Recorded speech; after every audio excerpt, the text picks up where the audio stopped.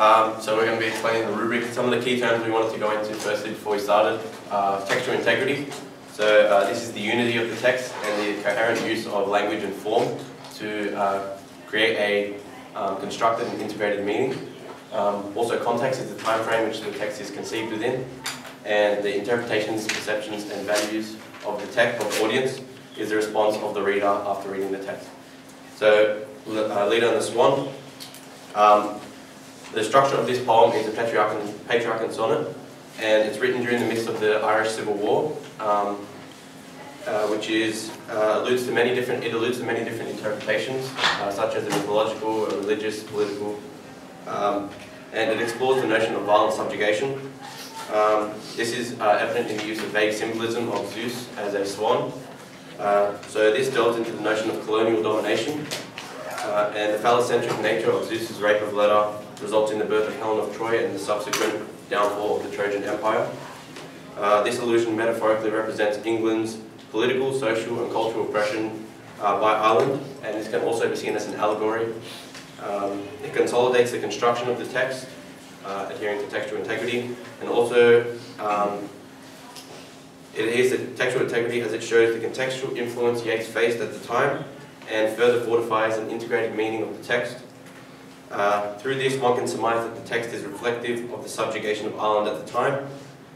This can be valued differently in a contemporary context, as the gender ambiguity created by combining the feminine archetype of the swan with the masculine persona of the lecherous god Zeus compels audiences to experience the terror of Leda and the pleasure of Zeus simultaneously, which is explored in Janet Ney's critical study of the text, reading from the Jock, Poetics of Identification. Yeats' poem Leader and the Swan may have suggested the need for bloodshed to progress through history. He refers to mythology to exemplify this idea, and Agamemnon dead being so caught up. This contextual effect is accompanied by the use of repetition, breast upon breast, imposing the divine on the human. This evokes a fear pivotal for causing such violence, ultimately highlighting the power of textual integrity. Additionally to one's own perspective, it is effective to refer to the understanding of others. Take the ambiguous claim, did she put on his knowledge with his power? As a renowned critic, Elizabeth Butler Cullingford suggests, Leader was not only overpowered but empowered by knowledge, forming the foundation of the vicissitudes to come.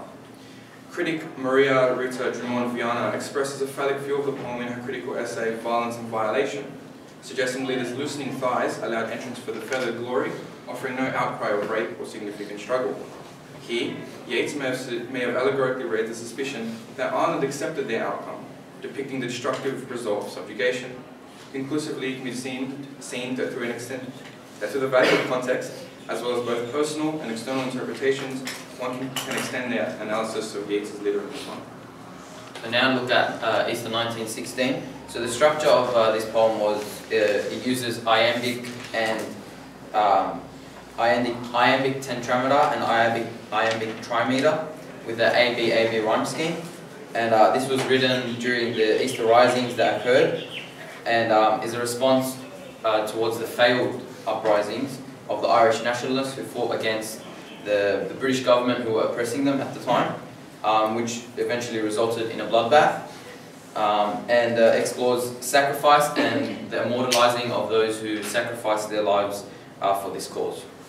Okay, so me and Charbel will go sentence by sentence through the rubric. So this module, as per the rubric states, requires the reader to develop and form a personal understanding of the poem. The individual interpretation needs to be evident throughout responses. So, too long a sacrifice can make stone of the heart. In this, Yeats uses symbolism to show how the heart has now become something dead, shows the diminished human qualities of the revolutionaries. They became so blindly devoted to the single cause that they ended up becoming oblivious to the world around them and merely existed for that sole purpose. The second sentence of the rubric states that through critical analysis and evaluation of its language, content and construction, students will develop an appreciation of the textual integrity of the prescribed text. So if we look at the quote, "A terrible beauty is born," oxymoron is used here in terrible beauty, and this refers to Easter, which was the context of the poem, and the notion of rebirth. Moreover, the beauty, that is Ireland, stands up and rebels against the oppressor, but that was terrible at the same time as being beautiful due to the deaths that were caused in this action. This use of technique in the language shows how textual integrity is maintained as the composer constructs the poem in such a way that each line carries more than one meaning. If we now look at the third sentence of the rubric, which says, they refine their own understanding and interpretations of the prescribed text and critically consider these in the light of the perspective of others. So if we look at the literary theorist C.K. Steed, he suggests that Easter 1916 is able to assimilate a complex political affair into the framework of a poem without distortion of the event. So this highlights that Yeats is able to maintain the historical integrity of the event, which is seen in the quote, "All change utterly." The use of epizeuxis by repeating change highlights the importance of how change really influenced the livelihoods of those who looked up to the Irish nationalists, and emphasises the events that are going to take place. So following from the last sentence, recognise that students need to be able to identify that the context has the ability to alter perceptions.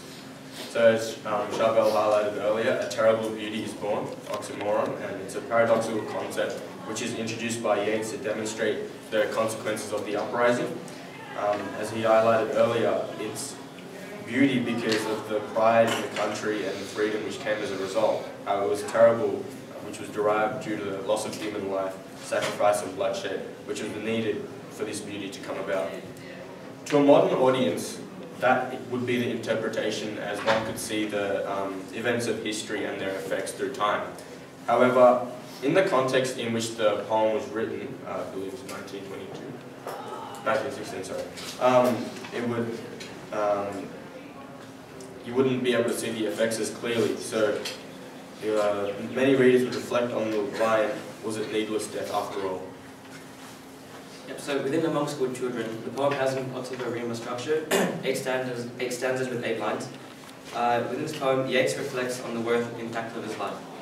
In terms of contextual influence, the inspiration for this poem is drawn from a visit to St. Audrey's School in Waterford. He is frightened by the notion of death being certain and confronts human frailty, in which he believes is the meaning of life. Yeats understands the moral implications of humanity and questions his legacy and accomplishments. He contrasts his education to children today, who learn the best modern way, although wonders if the lessons being taught are relevant to life.